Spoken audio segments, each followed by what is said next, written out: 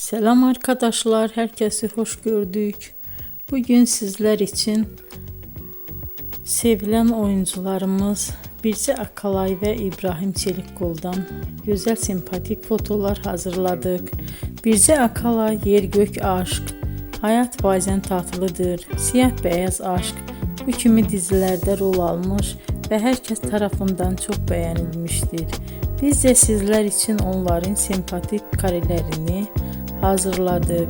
Yeni videolar görmek istiyorsanız kanalımıza abone olup bol bol yorum yazmayı, sona kadar izlemeyi unutmayın. Bizden bu kadar. Hoşça kalın.